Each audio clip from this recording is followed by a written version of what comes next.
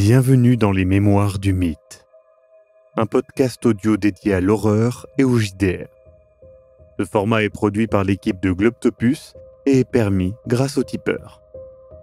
Installez-vous confortablement et si possible, mettez un casque. L'aventure démarre.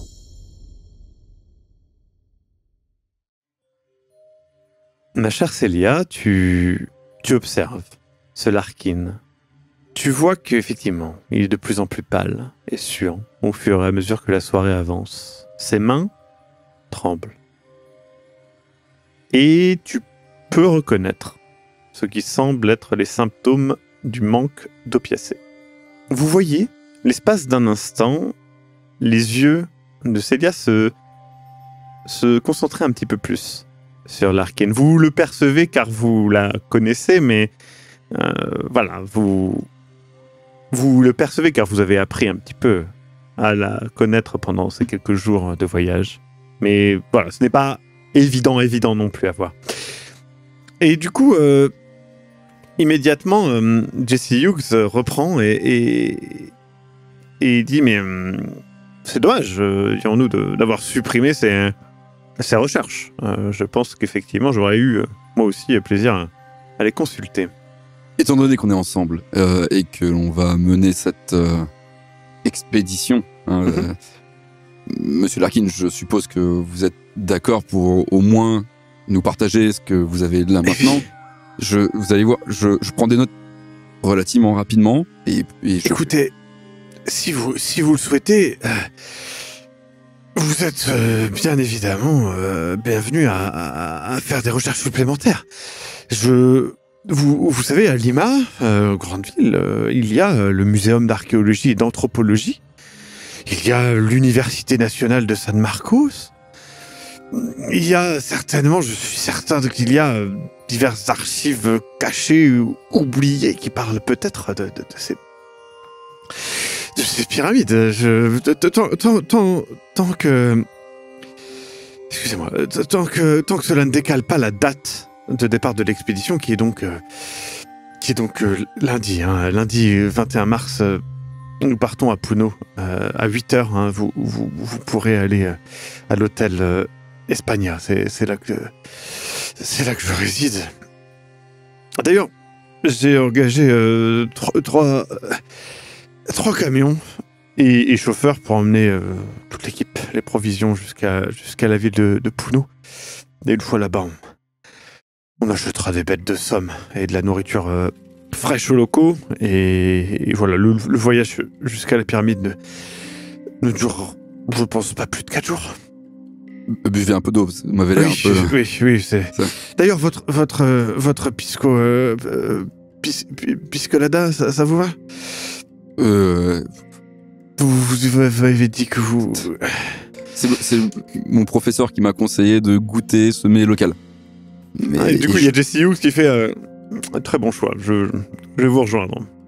Et Lucas, vous nous rejoignez? Je passe. Moi, oui. J'avais promis un verre. Vous avez un meilleur self-control que moi. Et vous, Célia? Célia, oui. Je vais prendre un verre. Impeccable. Après tout, et tu vois, ici, on peut. Il ne demande pas à De Mendoza. C'est Jesse Hughes, il ne demande pas du tout. Je demande à De Mendoza, tu veux un verre. Tu vois, Monsieur De Mendoza, vous joindrez-vous à nous? Il fronce un petit peu les sourcils, il fait... C'est à peu près le seul truc qu'il a dit du repas. J'ai fait bien exprès de lui parler en mode... On est bien d'accord. Et tu vois que Jesse Hughes soulève les sourcils et regarde vers le ciel en mode... Bon alors, monsieur De Mendoza, d'accord, j'ai bien compris, vous n'êtes pas du genre à beaucoup parler. D'accord. Mais dites-nous-en un petit peu, juste. Qu'est-ce que vous faites? T'as Larkins qui coupe un petit peu, qui fait... Écoutez, je pense que Monsieur De Mendoza est un petit peu stressé par la préparation de cette expédition, de cet incroyable périple, et à peut-être, on va dire, la soirée bougonne, si je peux me permettre. Écoutez, je vais vous je vais vous laisser. Je me sens pas très bien pour être honnête avec vous. Une méchante allergie, une fièvre qui passera. C'est pas contagieux, hein. Non, c'est simplement, voilà, en tout cas, je vais aller me coucher tôt. Monsieur de Mendoza, vous m'accompagnerez. En tout cas, je vous remercie. Évidemment, tout ça est à mes frais, ne vous inquiétez pas. Passez un bon week-end à Lima, préparez au mieux votre voyage. Et voilà. Et vous le voyez partir. Reposez-vous bien. Merci beaucoup. Vous avez quelque chose à lui dire avant qu'il s'en aille ? Je me lève en même temps que lui et j'aimerais en fait le raccompagner. Il t'accompagne. Enfin, tu l'accompagnes, pardon. Et donc, tu t'éloignes. Est-ce que De Mendoza, du coup, est avec lui ou pas ? Vous voyez donc Luca partir avec Larkin. De Mendoza reste un petit peu à la table. Lance vraiment un regard assez agressif vers Jesse Hughes. Se lève d'un bond. Vous entendez à peine le bonne soirée. Bonne soirée. J'ai mon verre, bonne soirée. Et il va payer. Dites donc, monsieur Hughes, bonne ambiance dans le groupe. Écoutez, sachez que vous êtes arrivé au meilleur moment. Je pense que vous avez sauvé ma soirée. Mais vous le connaissez bien, Augustus Larkin, ou c'est... Vous venez d'arriver aussi ? Écoutez, vous avez peut-être un petit peu de temps avec votre camarade Lucas. Je dois... voilà, je vous propose... J'ai un rendez-vous avec une étudiante qui aide un professeur. Et je vous propose, si vous voulez, de venir avec moi dans un endroit un petit peu plus festif, où nous pourrons discuter tranquillement et faire mieux connaissance. Si ça vous va, bien évidemment, je ne vous force à rien. Je renifle le verre de pisco. On l'a reçu, je suppose. Ouais, alors, puisque la tu l'as, ça sent bon, et lui, il a enfilé. Hein. Et c'est pas ça qu'il a mis Monsieur Larkin dans cet état, j'espère. Je ne pense pas. Oh non. Je l'envoie. Il se tourne vers toi, Célia, il fait vous semblez avoir une piste, une réflexion. Bon, c'était pas l'alcool, en tout cas. Bon, ça me rassure. Je finis, je fais mon verre cul sec. Je bois aussi un peu un verre. Ça, c'est costaud, hein. On parle quand même de 60 à 40 degrés, hein, donc c'est... Alors, je sirote, hein, je fais pas cul sec. Oui, non, mais... oui. C'est costaud. Je regrette. Ouais. C'est bon, mais c'est fort. Je sers un verre d'eau à Raymond.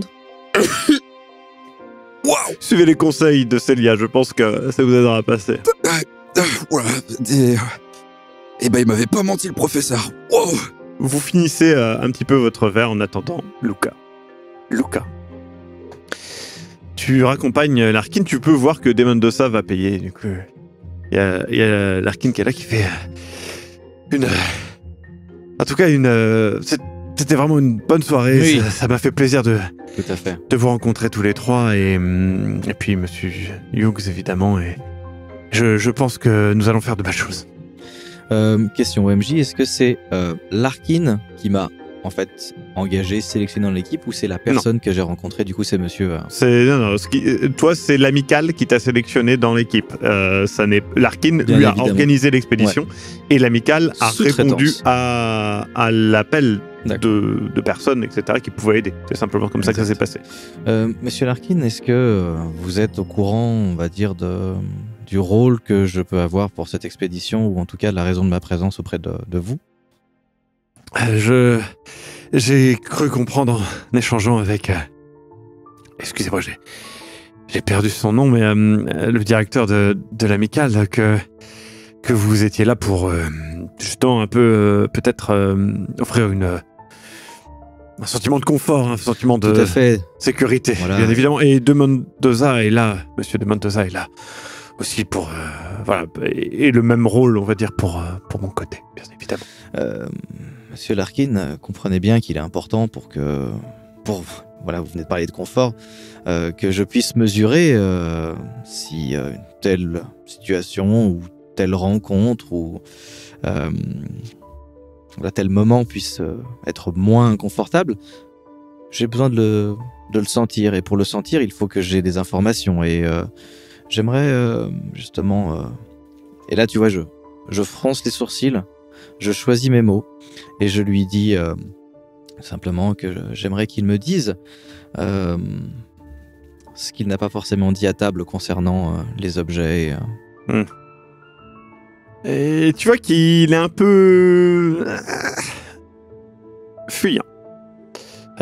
Et qui saute immédiatement sur l'arrivée de Demendosa, qui apparaît tel un spectre derrière toi. Il te fait presque sursauter.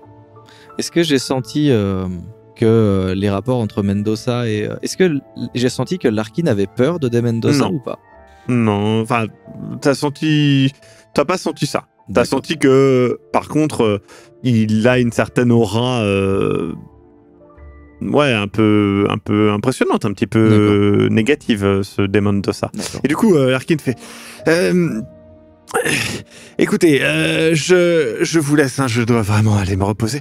Sachez, je le précise à vous, mais c'est valide pour les autres, toute provision nécessaire sera bien évidemment donnée par mes frères, mais si vous souhaitez acheter quelque chose de spécial durant ce petit week-end, n'hésitez pas, hein, je rembourserai avec plaisir, tant qu'il y a facture, je rembourserai, n'hésitez pas. Auriez-vous une recommandation?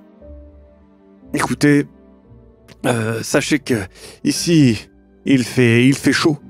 Plus haut, il peut faire froid. N'hésitez pas à vous équiper. On a tendance à se faire surprendre. Hein? Bon, Reposez-vous bien, monsieur Larkin. Bonne soirée. Monsieur merci beaucoup. Mendoza. Bonne soirée. Je le salue avec un... Lui, il te fait juste... Moi, je lui fais un... Et il s'éloigne dans les rues de Lima. Et tu rejoins la table où tu peux voir que Hughes... Jessie, on va l'appeler Jessie. Jessie, Célia et ce cher Raymond rigolent bien autour de verres d'alcool. Du coup, vous êtes presque surpris de revoir ce cher Lucas arriver à votre table alors que vous rigolez d'une des blagues de Jessie.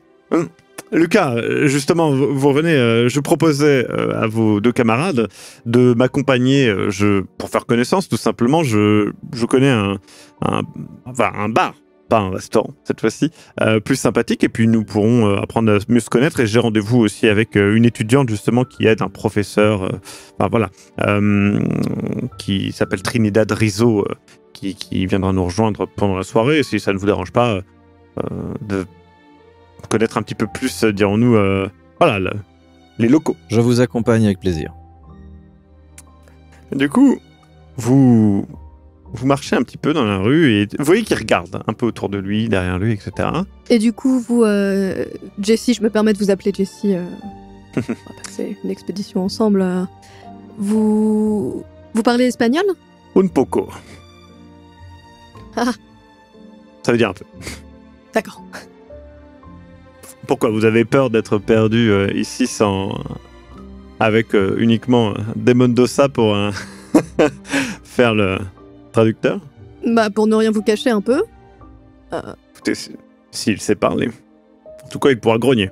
Il a dit bonne soirée. Il sait Vous parler. l'avez entendu, je ne l'ai pas entendu. Hein. Quand je l'ai je entendu, pense- ça avait l'air si sincère. Il ne était pas adressé. Ça, c'est parce que vous vouliez pas l'entendre. On l'a vu, hein, qu'il y avait un petit peu d'eau dans le gaz. Mais non, avec Demendosa, nous nous adorons. Bon, écoutez, C'était absolument visible. clairement. Et du coup, vous connaissez bien le Pérou? Je connais fortement bien le Pérou, mais attendons d'être plus... Il regarde un petit peu dans la rue et tout, et attendons d'être plus dans un endroit un peu plus intime.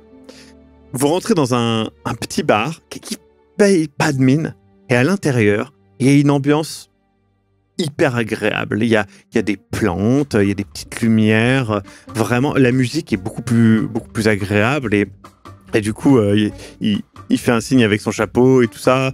On lui parle en espagnol, il répond et tout ça. Justement, la tenancière, elle fait un effort pour parler en anglais et vous saluer, etc. On vous amène un petit coin, un petit peu privé et tout ça. Il reprécise, vous réentendez qu'il dit le nom, justement, de Trinidad. Et puis vous vous installez. Et là, vous voyez que le visage de Jesse Hughes change. Son air un petit peu jovial, un petit peu voilà, il prend un air un petit peu plus grave. Il vous regarde, il fait bon. À quel point croyez-vous l'histoire de Larkin ? Et à quel point vous lui faites confiance ? Absolument pas. Clairement, en tout cas, je pense qu'il ne nous a pas dit toute la vérité. Et malgré certaines insistances et des mots détournés, je n'ai pas forcément réussi à obtenir la réponse que je souhaitais. Disons que si moi je me basais uniquement sur les faits et sur les découvertes, on a 2 objets qui sont à 1 millénaire de distance, plutôt rares. Et brûler ses recherches, détruire sa recherche, réellement, pourquoi ? Il y a une raison pour laquelle vous nous posez cette question, vous ne le croyez pas non plus. Écoutez, je vais mettre carte sur table. Je vous ai menti. Je ne m'appelle pas Jesse Hughes, c'est un pseudo. Mon véritable nom est Jackson Elias.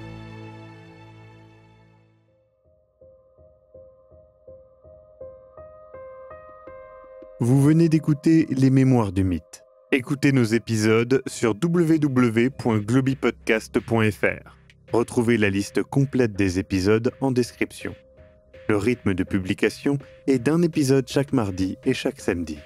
Les joueurs et joueuses sont CC Trouille, Eric Da Silva et Sir Mascox. Je suis, moi, le maître du jeu, Maxime Robinet, et l'audio est monté par Ez.